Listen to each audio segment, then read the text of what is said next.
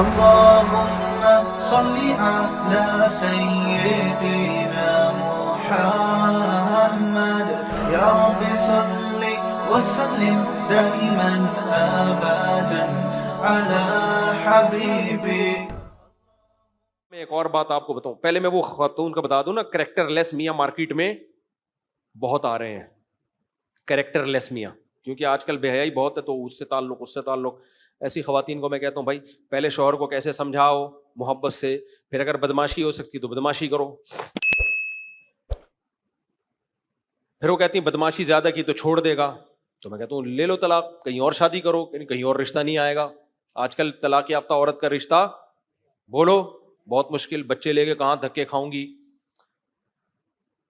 اور پھر چلو جاب واب کر کے اگر معاشی لحاظ سے کچھ کما بھی لیا تو ساری دنیا کو پتا چلے گا شوہر لیس خاتون ہے، وہ بری نظریں ڈالتی ہیں. کل جو آپ کا میاں کیریکٹر لیس ہے، خطرہ ہے کہ عورت بھی کیریکٹر لیس نہ بن جائے. کیا خیال ہے؟ تو ایسے موقع پھر میں کیا کہتا ہوں، صبر کرو. کیا کرو بھائی؟ اس کو کرنے دو، اس گند میں جہاں منہ مار رہا ہے مارنے دو. اب ہو سکتا ہے کوئی ظاہر پرست بولے مفتی صاحب کس قسم کے مشورے دے رہے ہیں. بھائی ہم مشورے یہ دے رہے ہیں کہ دنیا میں اصول یہ ہے کہ بڑی مصیبت سے بچنے کے لیے ہمیشہ چھوٹی مصیبت کو اختیار کیا جائے. پھر میں کہتا ہوں آپ کے ساتھ ایٹیٹیوڈ ٹھیک ہے، آپ کے حقوق ادا کر رہا ہے، جو گند میں منہ مار رہا ہے مارنے دو، اللہ خود ہی انتقام لے گا اس سے. سمجھتے ہو کہ نہیں سمجھتے؟ وجہ اس کی ہے کہ بھائی اب آپ کے پاس نہ طاقت ہے ٹھیک کرنے کی، نہ محبت سے ٹھیک ہو رہا ہے، اور آپ اس سے علیحدگی بھی نہیں لے سکتی کیونکہ لیے تو اس کے سائڈ افیکٹ زیادہ ہیں. تو چھوڑ دو بس اپنے حال. پھر بار بار ٹینشن یہ کر رہا ہے میرا میاں، یہ کر رہا ہے، اس سے کچھ بھی حاصل ہونے والا نہیں ہے. چھوڑ دو اس خبیث کو اپنے حال پہ. پھر میں ان سے کہتا ہوں تھوڑا سا بڈھا ہونے دو، اس کو بڈھا ہونے دو. پھر دیکھو یہ جن کے پیچھے بھاگ رہے ہیں نا، کوئی بھی اس کو لکھ، اور ایسے ہوئے ہیں واقعات. 15 سال پہلے کسی خاتون نے مشورہ لیا تھا، جو اس کا میاں کیا ہو گیا، بڈھا. ٹھرک کے علاوہ کچھ بچا ہی نہیں ہے، صرف ٹھرک رہ گئی، یہ طاقت جسم میں ختم، تمیز سے گھر آ کے بیٹھ گیا. لیکن پھر وہ گھر جا کے بیٹھتا ہے نا تو گھر میں عزت پھر ہوتی نہیں ہے، کیونکہ عورت کی نظر سے عزت گر چکی ہوتی ہے، بچے ویسے ہی ابا کو ٹھرکی مان رہے ہوتے ہیں. تو یہی اللہ نے دنیا میں سزا دے دی. میں کہتا ہوں یہ کافی ہے. لیکن پھر بھی عورت کو شریعت میں حکم یہی ہے کہ تمہارے تو بیسک حقوق ادا کر رہا ہے نا، تو جب تک میاں ہے تو اس کے ساتھ سلوک میاں والا ہی ہوگا، خان سامہ والا بولو نہیں ہوگا. کیونکہ اکرہ الکفر فی الاسلام جو حدیث میں آتا ہے نا کہ عورت کا شوہر بھی ہو اور وہ اس کی نافرمانی بھی کرے، ایسا نہیں ہے. تو آپ کو اس کے حقوق ادا کرنے ہیں. عورت کو میں کہتا ہوں آپ کو اس کے جائز حقوق ادا کرنے ہیں، کیونکہ آپ کو تو وہ سہولتیں ملی بھی ہیں نا میاں سے، تو جو اس کے حقوق ہیں وہ آپ نے بہرحال دینے. سمجھتے ہو گے نہیں سمجھتے ہو؟ تو جو میں نے ابھی آپ کے سامنے پیش کیا ہے، نبی صلی اللہ علیہ وسلم نے بھی یہی مشورہ دیا ہے. تو اب ہم ایک اور مسئلہ بیان کر کے نا پھر میں آگے چلتا ہوں. یہ بھی ایک مسئلہ ہے کہ بچے کو باپ سے کوئی شکایت ہوتی ہے. بعض دفعہ بچے نے باپ کو کوئی تکلیف پہنچا دی، باپ میں برداشت نہیں ہوتی، وہ ہر ایک کے سامنے اپنے بچے کی برائیاں شروع کر دیتے ہیں. ان کو نہیں پتا ہوتا کہ میرا یہ کام بہت خطرناک ہے، اس سے میں اپنی اولاد کو اپنے آپ سے ہمیشہ کے لیے دور کر رہا ہوں. تو بریکیں سب کی فیل ہیں، بریکیں ہم سب کی، کہ کون سی بات کدھر کرنے کی ہے کدھر کرنے کی نہیں. بھائی آپ کا بیٹا ہے، اونچ نیچ گھر میں ہو رہی ہے، بیٹے کو تھپڑ بھی لگا دو نا، اتنا برا نہیں ہے. میں تو کہتا ہوں باپ نے بلا وجہ بھی تھپڑ مار دیا، ایک اور گال آگے کر دو، ابا یہاں بھی لگا دو، خوشی خوشی مار کھایا کرو. اس سے بچے کی عزت پہ کوئی آنچ نہیں آتی، باپ بیٹے کا معاملہ ہے. لیکن جہاں باپ نے دل برداشتہ ہو کر، یا تو کوئی بہت ظلم ہو رہا ہو خدا نہ خواستہ نا، کوئی سگریٹ سے جلا رہا ہو ابا کو خدا نہ خواستہ، وہ بہت ظلم ہو رہا ہو تو الگ بات، چھوٹی موٹی اونچ نیچ ہر گھر میں ہوتی ہے.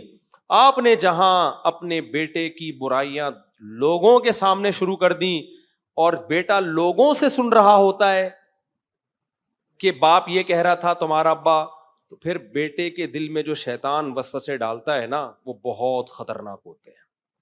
بیٹا کہتا ہے جب محلے پڑوس میں مجھے ذلیل کر ہی دیا ہے تو میں اچھا بن کے اب مجھے حاصل کیا ہوگا؟ لوگ تھوڑی مانیں گے اچھا، لوگ تو کہیں گے وہی ہے جو ویسے اتنا نیک بنتا ہے باپ کے ساتھ دیکھو سلوک غلط ہے اس کا. ویسے دیکھو تہجد پڑھ رہا تھا باپ کے ساتھ. لوگ بڑے نالائق ہوتے ہیں, بتاؤں آپ کو, موقع چھوڑتے نہیں ہیں. ہمارے ایک جاننے والے لندن میں تھے, ان سے کوئی گناہ ہو گیا بیچارے سے, پھر اس نے توبہ کر لی, داڑھی بھی رکھ لی, نمازی بھی بن گیا, لیکن وہ گناہ لوگوں کو پتا تھا. اب اس نے بتایا کہ جب بھی کہیں سے گزرتا ہوں نا, لوگ کہتے ہیں یہ وہی ہے جس نے فلاں جرم کیا تھا. کہہ رہے ہیں مجھے یقین ہے اللہ نے معاف کر دیا, پبلک معاف کرنے کے لیے تیار نہیں ہے. تو باپ اپنے بیٹے کی برائیاں پبلک میں کر رہا ہے, جس کے بارے میں ہمیں پتا ہے کہ باپ کل معاف کر دے گا, پبلک معاف بولو نہیں. باپ اس لیے کہ باپ کے تو مفاد ہے نا اس سے. یہ بڑا جرم ہے. ماں باپ یہ سمجھتے ہیں کہ اللہ نے ہمارے لامحدود حقوق رکھے ہیں اولاد پر. ماں باپ یہ سمجھتے ہیں کہ اللہ نے لامحدود ذمہ داریاں اولاد پہ ڈالی ہوئی ہیں. بھائی لامحدود ذمہ داریاں کسی پہ بھی, اپنی اللہ نے حقوق لامحدود نہیں رکھے. 5 نمازیں فرض کی ہیں, پڑھ لو, زندگی میں ایک حج کر لو, سال میں 1 مہینہ روزہ رکھ لو. یہ تھوڑی کہا ہے کہ ہمیشہ رکھتے ہی رہو روزہ. تو لامحدود اللہ نے اپنے حقوق نہیں رکھے, باپ کے کیسے رکھے ہوں گے؟ میرا خیال ہے آ نہیں رہی بات سمجھ میں. تو لامحدود برداشت اولاد پہ بھی نہیں رکھی ہے. ابراہیم علیہ السلام کے ابا نے جب زیادہ دھمکیاں دی ہیں تو ابراہیم علیہ السلام نے یہ تھوڑی کہا کہ ٹھیک ہے میں پھر بھی آپ کی خدمت میں لگا رہوں گا. ابراہیم علیہ السلام کے ابا نے کہا میں آپ کو پتھروں سے مار کے ہلاک کروں گا. انہوں نے کہا ٹھیک ہے ابا آپ ہلاک کر دیں, لیکن میں نہیں آپ کو چھوڑ کے جاؤں گا. ابراہیم علیہ السلام سے زیادہ کون ہوگا اپنے ابا کے حقوق پہچاننے والا؟ جب یہاں تک نوبت کی ہے تو ابراہیم علیہ السلام نے کیا کہا, سلام علیک, آپ پر سلامتی ہو, ساستغفر لک ربی, اللہ سے آپ کے لیے اب میں دعا مانگوں گا, اور انی مہاجر الی ربی سیہدین, اب میں اللہ کی طرف ہجرت کر کے یہ علاقہ چھوڑ رہا ہوں میں, کیونکہ میں آپ کے مذہب کو فالو نہیں کر سکتا اور آپ مجھے مجبور کر رہے ہیں. تو اب ہمارے راستے کیا ہو گئے؟ اگر لامحدود حقوق ہوتے باپ کے تو ابراہیم علیہ السلام کہتے ٹھیک ہے ابا آپ پتھر سے ماریں, ڈنڈوں سے سر پھوڑیں, میں تو آپ کے پاؤں دباتا رہوں گا. تو کیا ہوتا؟ جو کام کرنے کے تھے وہ بھی رہ جاتے. تو میں خدا نہ خواستہ آپ کو والدین سے باغی نہیں بنا رہا. ہمارے ماں باپ ایسے نہیں ہیں جو ہمیں پتھروں سے مار مار کے ہلاک کر دیں یا جو ہے وہ چولہے میں ڈال دیں ہمیں. ٹھیک ہے نا, زیادہ سے زیادہ تھپڑ چانٹے یہی ہے نا, تو یہ تو کھاؤ سعادت سمجھ کے. ہم نے تو ابا سے اللہ کا شکر ہے بہت مار کھائی ہے, اور اللہ کا اتنا شکر ادا کرتے ہیں کہ ہم اگر ابا سے نہ پٹے ہوتے تو چھوئی موئی ہوتے. 4 شادیاں کا تو سوال ہی پیدا نہیں ہوتا. چھوئی موئی ہوتے, کسی نے ذرا سا بھی بہو بھی کر دیا ہوتا بے ہوش ہو جاتے. تو ہم تو جب دوسری کیے تو موسٹ وانٹیڈ گریبان کھول کے موسٹ وانٹیڈ بنے ہوئے گھوم رہے تھے, کیونکہ پٹ اتنے چکے تھے ابا سے, بلا وجہ نہیں ابا مارتے تھے, شرارتوں پہ مارتے تھے. تو اللہ کا شکر ہے, ہم تو لوگوں سے کہتے ہیں جس نے باپ کی مار نہیں کھائی وہ کسی کام کا نہیں ہے. تو باپ ہے یار, ماں سے بھی پٹے ہیں الحمدللہ, چانٹے کھاؤ اماں سے, چانٹے کھاؤ ابا سے, یہ قابل برداشت ہے.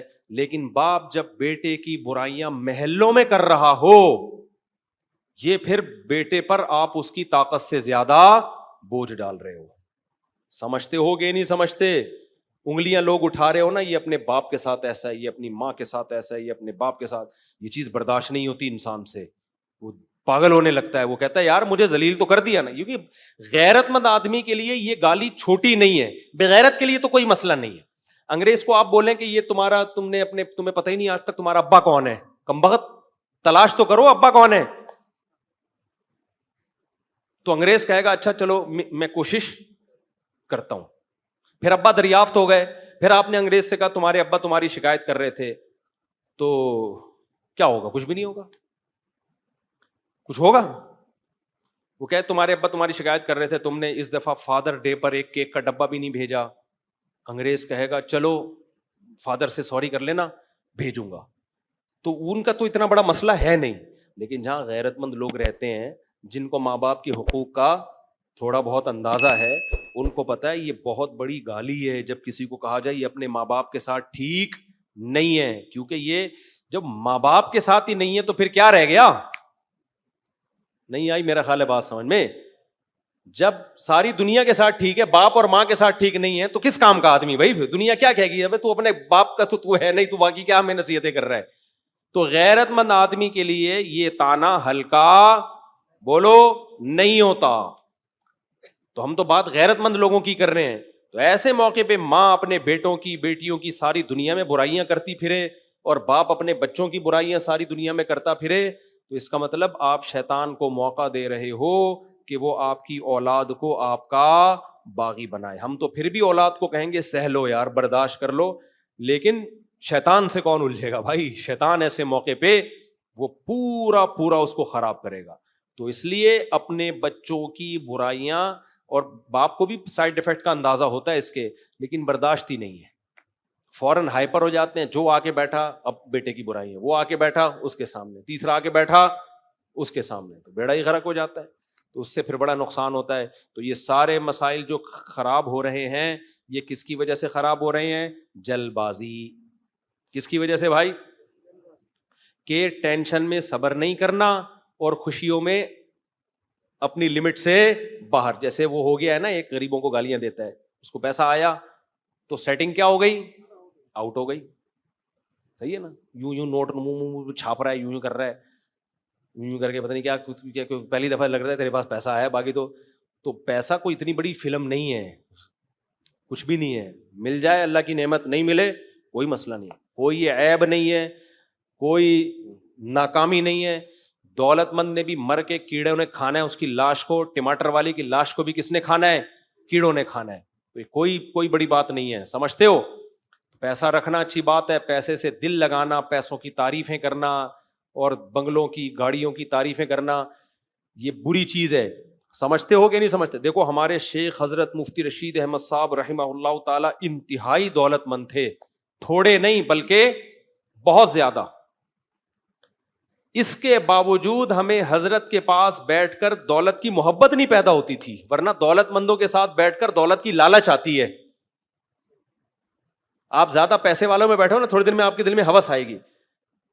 ہم جس شیخ کے پاس گئے نا, ہمارے حضرت نے جو گھڑی خریدی ہوئی تھی نا, اور وہ گھڑی پتہ ہے کتنے کی تھی؟ 1980 یا 85 میں حضرت نے 60,000 کی خریدی تھی, 1980 میں. اس وقت کا 60,000 آج کا کتنا ہوگا؟ بولتے کیوں نہیں یار؟ گھڑی انتہائی مہنگے پرفیوم, سمجھتے ہو؟ جوڑا جو پہنتے تھے نا وائٹ کلر کا, بہت ہی اعلیٰ کوالٹی والا. اور گاڑی کا قصہ میں کئی بار سنا چکا ہوں آپ کو, کہ ہمارے دل میں حب دنیا ڈال رہے ہو. حب دنیا نکالنے کا یہ طریقہ نہیں ہے کہ دنیا دیکھو ہی نہیں, کب تک چھپو گے اس دنیا سے؟ حب دنیا نکالنے کا طریقہ یہ کہ دیکھو اور پھر بولو کہ یہ مٹی ہے, مٹی میں ختم. میں جب امریکہ گیا نا, میں نے ولاگ میں دکھا کتنا خوبصورت امریکہ. لوگ کہنے سے ہمارے دل میں تو دنیا کی محبت پیدا ہو رہی ہے, ادھر بیان میں کہتے ہو دنیا مسافر خانہ, ادھر دکھا کیا رہے ہو؟ دکھانے کے بعد مسافر خانہ سمجھو, دیکھے بغیر مسافر خانہ سمجھنے کا فائدہ نہیں ہے, کیونکہ جس دن دیکھو گے تو پھر سارا مسافر خانہ نکل جائے گا. دیکھ کے مانو کہ مسافر خانہ ہے. سمجھتے ہو کہ نہیں سمجھتے ہو؟ کیونکہ اگر دیکھے بغیر مان لیا نا مسافر خانہ, جھونپڑے میں رہ کے, وہ تو ہر آدمی مانتا ہے مسافر خانہ ہے, جس نے کبھی بلڈنگیں دیکھی نہ ہو. جو دبئی کی بلڈنگوں میں دیکھ کر آ کے کہہ رہا ہو مسافر خانہ, تو یہ پکا مسافر خانہ سمجھے گا اس کو. تو ہم آپ کو امریکہ کی خوبصورت بلڈنگیں اس لیے دکھا رہے ہوتے ہیں کہ ایک تو خوبصورت ہے دیکھو, لیکن ہے کیا؟ مسافر خانہ. تو دیکھو سب لائف کو, سب نہاریاں کھاؤ, ٹھیک ہے نا, بریانیاں کھاؤ.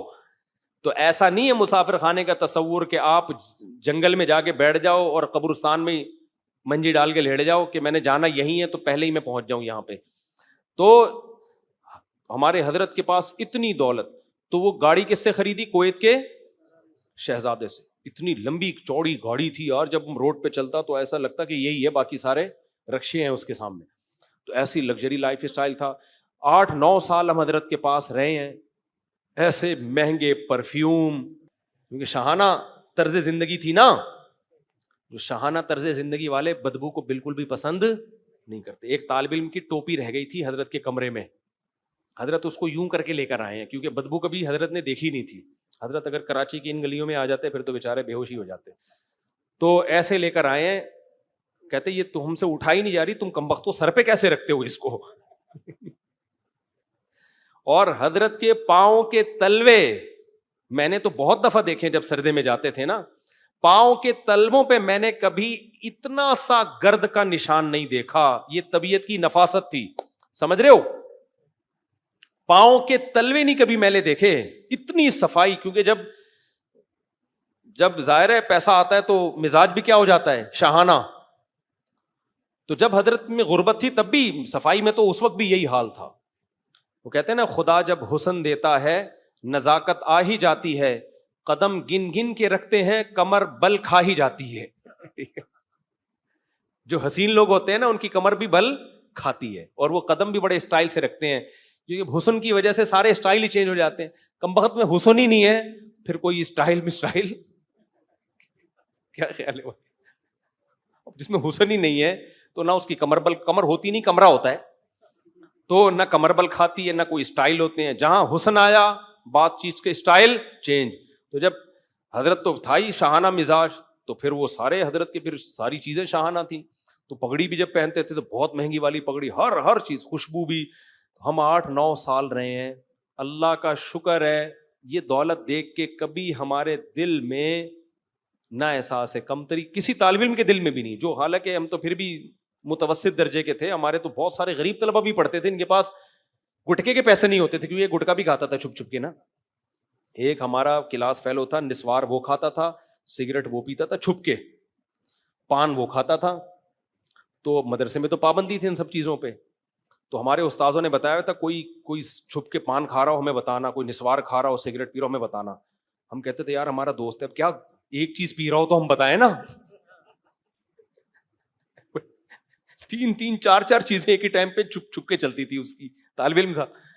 تو ایک دن چھوڑ دی اس نے سب, صرف نسوار پہ آ گیا. میں نے اس سے پوچھا, میں نے کہا خیریت آج کل سگریٹ نہیں پی رہے؟ کہہ رہے ہیں یار پیسے ہی نہیں ہوتے, کیا کریں یار, کہاں سے لائیں پیسے. کہہ رہے صرف نسوار کے نکل آتے ہیں, جیب خرچی جو ابا سے ملتی ہے.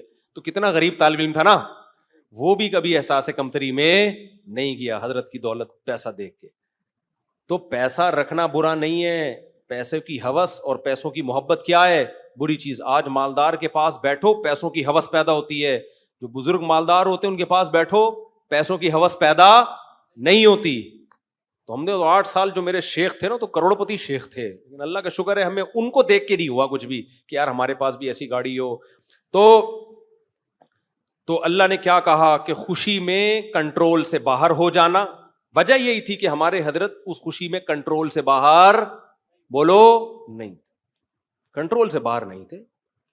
اور غم میں بھی کنٹرول سے باہر ہو جانا, بے صبری کرنا, جلدی کے فیصلے کر لینا. تو اللہ کہتا ہے اللہ کو یہ صفت محبوب نہیں ہے.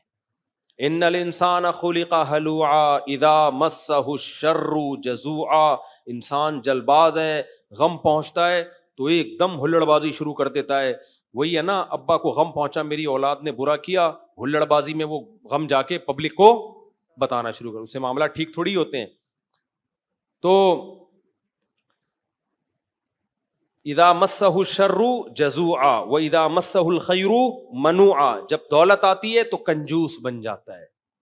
آپ کہہ سکتے ہو بہت سے لوگ دنیا دار ہیں, دولت آئی کنجوس نہیں بنے.